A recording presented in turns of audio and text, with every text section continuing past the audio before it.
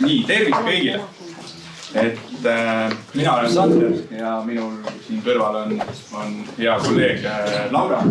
Täna siis räägime teile koduhooldusest ehk siis sellest, kui on vaja inimene on haige või vaja teda hooldada.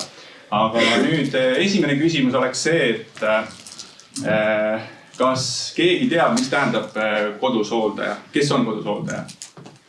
Mu ema hooldab mu vanaema. Jah, õige. Täpselt. Täna me tegelikult peaasjalikult keskendumegi sellele, et kuidas siis inimest kodus hooldada ja kui palju me saame siis selleks abiks olla teie, nii kui siin poiss juba ütles, et emale, et ta saaks siis elada ise samamoodi edasi käia tööl ja toimetada. Nii, nüüd Laura võib-olla mõned.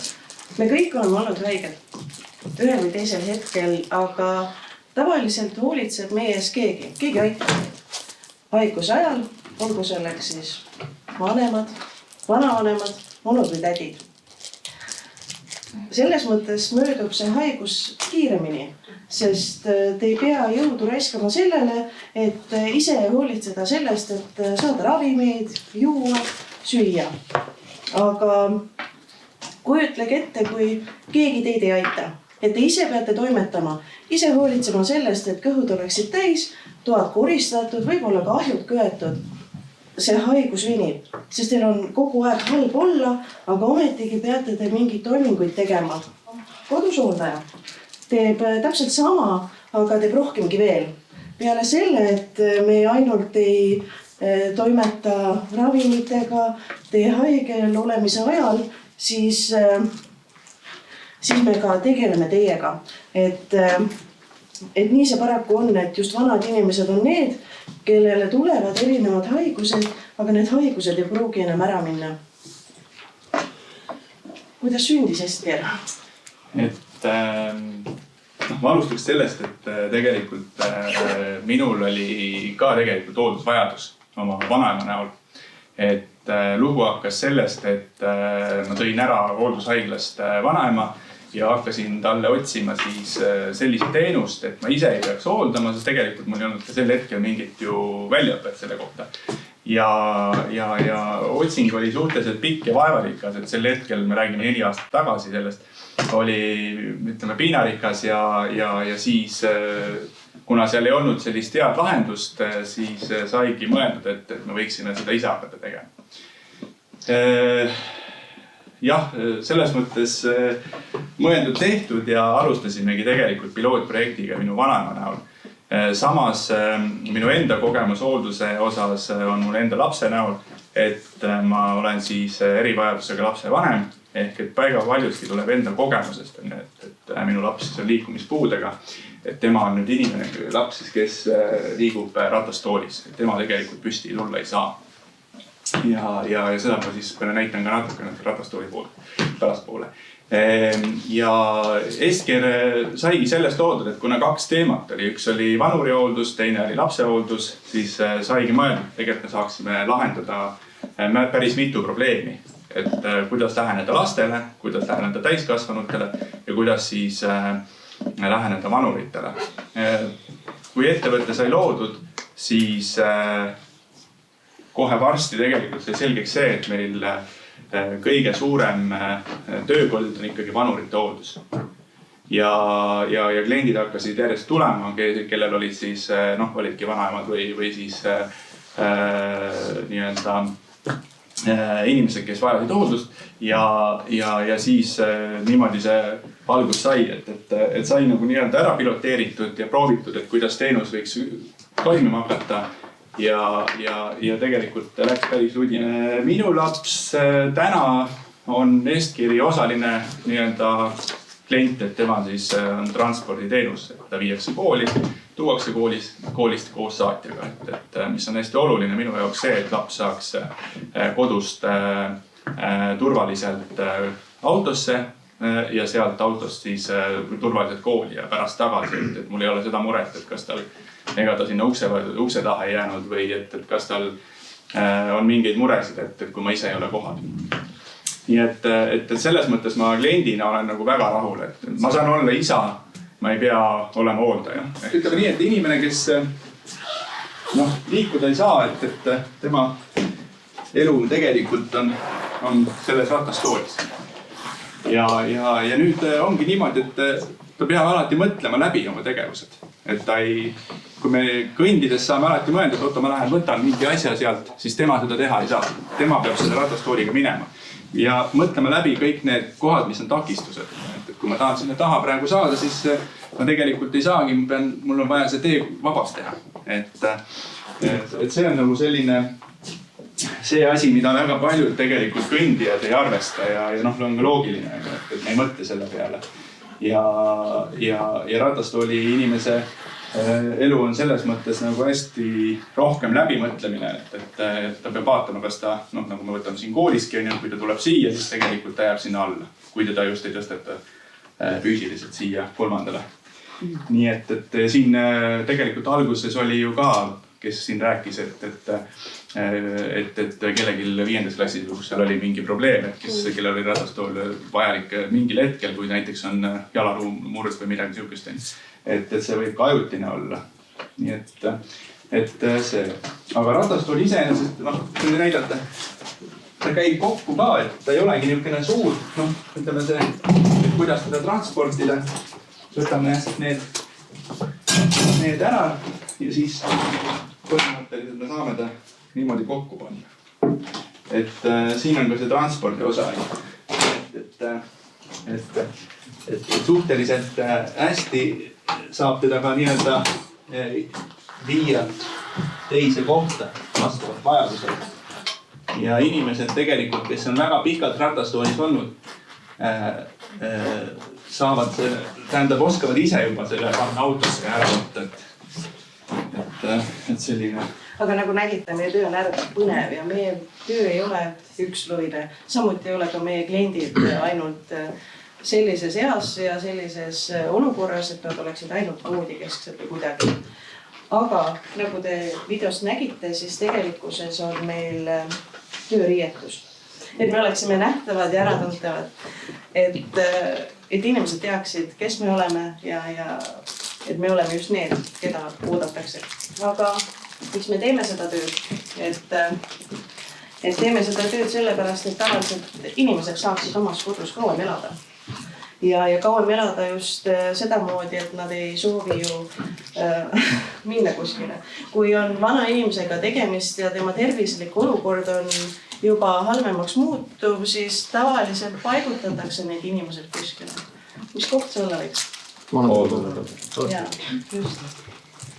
Aga tegelikult, kui inimene soovib kodus olla jätkuvalt, siis see ei peaks nii olema, kui tal on võimalus kodus olla. Et ega te ju ise ka, kus te sooviksite olla oma kodus, oma inimeste seas, enda pere keskel, mitte kuskil võõras kohas või võõraste inimeste seas. Et see on just see, millega me teeme. Ja vanematel inimestel vanuse kaasnedes jääb ka ümbritsevat sõprusringkonda väiksemaks. Sõpra jääb vähemaks, lapsed käivad tööl, lapselapsed on ka juba ammu olemas. Nendel on omad hobid, oma sõbrad, oma tegevused ja selline üksik tunne ja üksildus on tihti see, mis neid valdab. Aga siinkohal olemegi meie. Et just nimelt selleks, et õnnelik vanaduspõli oleks meil kõigil olemas. Aga mitte ainult. Meie hooldaja teeb ka süüa. Ta käib ka poes, ta käib ka turul. Kui inimene saab kaasa tulla, siis me võtame ta loomulikult kaasa. Kui ta on ka tubane, toakeskne, siis me käime ka tema eest. Aga loomulikult ravimid. Ja palun. Kas te käite poes oma rahaga? See on kõik vastavalt kliendile kokkuleppele, et tegelikult ikkagi me oleme see abikäsi, kes aitab klienti. Klient on see, kes ikkagi oma poes ostude eest lõppkokkuvõttes ise ikkagi tasub. Ja. Aga siin pildi peal ravimid. Mis te arvate vasaku pildi peal? Kas see on väike või suur kogus? Suur kogus. See on ühe inimese annus. Ühe inimese ravimi annus. Hommikuse ravimid. Ja. Ja see on päriselt ühe koda. ja see on oluline, et need ravimid kõik oleksid võetud, sest need on kõik millegi jaoks vajalikud. Olulisel kohal on ka tervisenäitajate jälgimine. Et oma töös me jälgime, me fikseerime ja me kindlasti dokumenteerime. Me viime ka õue jalutama, me käime tihti väljas, me jalutame, me aitame riietumisel. Me oleme olemas selle kõige paremas mõttes. Ja samamoodi ka liikumise puhul, et ka füsioterapeut on meie hästi hea tugi, kellele me toetume ja kelle füsioteraapia kaasi aitame me oma klientidel siis jälgida ja järgida. Siin nagu jah, toob selle füsioterapeudi poole, et kui näiteks inimene haiglast koju tuleb, siis talle antakse kaasa mingid harjutused.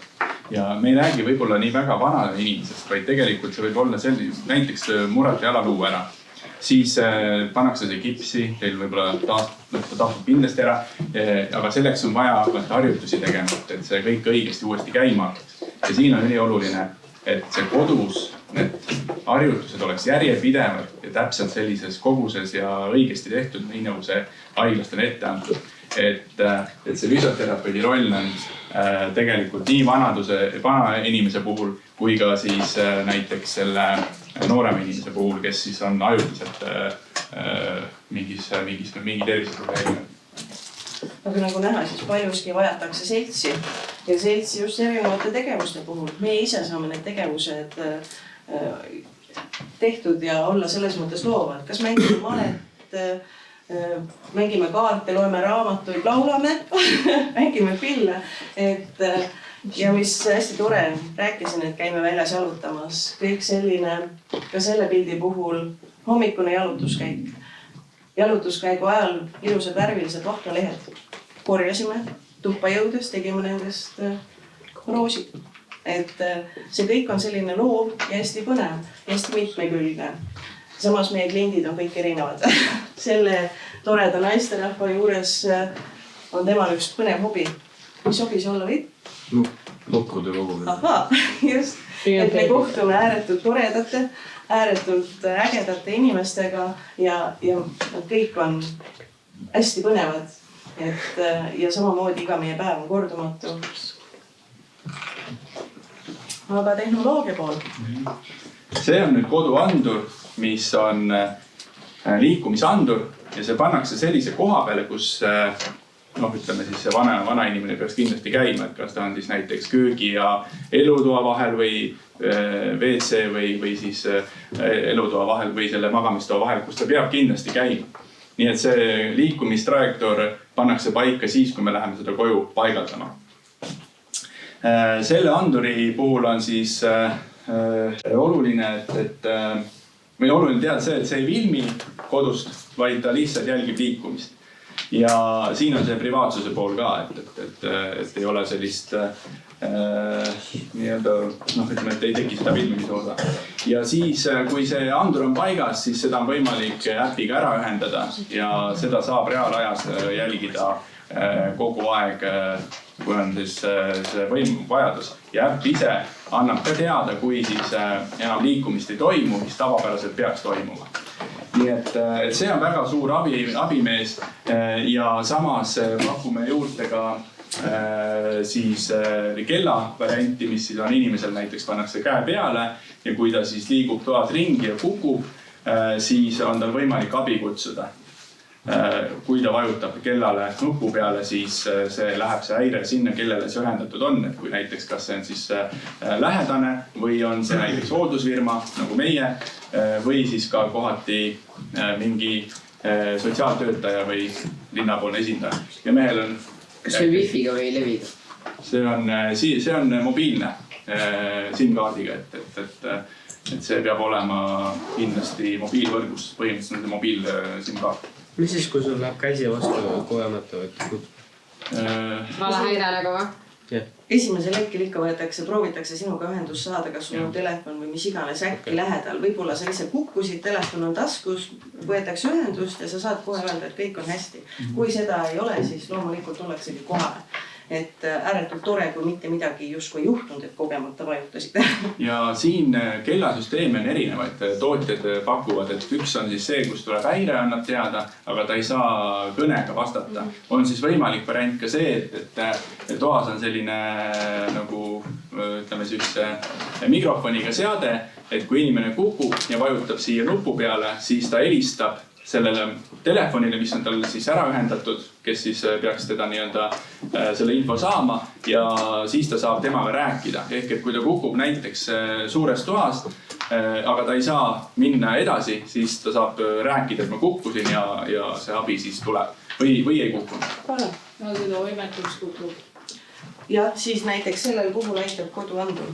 Koduanduri puhul saad sa ka fikseerida aja, et kui näiteks sinu lähedane ei ole andurist mööda läinud 2 tunni jooksul, et ta siis juba annab sulle teavituse. Siis sul tekib selline hetk, et sa mõtled, kas mul tekib võimalus ise minna vaatama või helistada või mis iganes.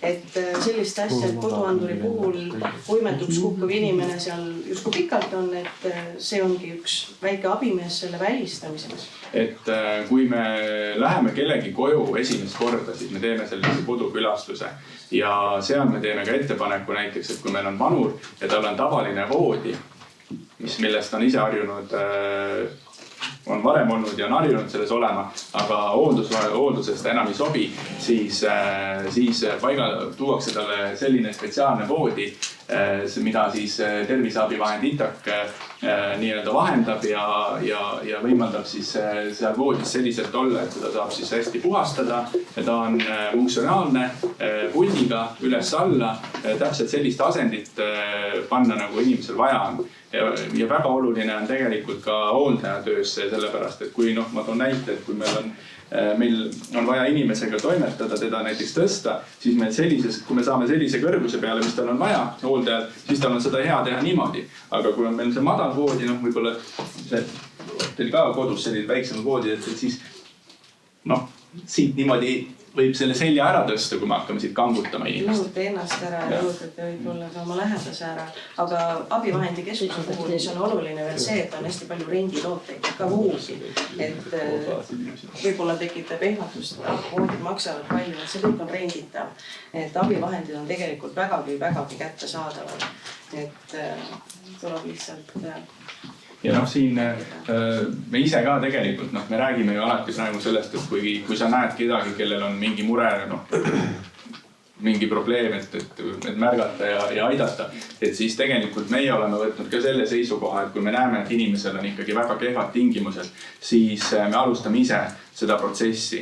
Et kui võib-olla lähedane ise, ütleme siis ei näe, et see mure on, siis me ise alustame ja hakkame läbi rääkima oma kohaliku omavalitsusega, kes siis tuleb ka juurde appi, et võib-olla seda finantseerida ja leida just sellised paremad lahendused sellele hooldusele.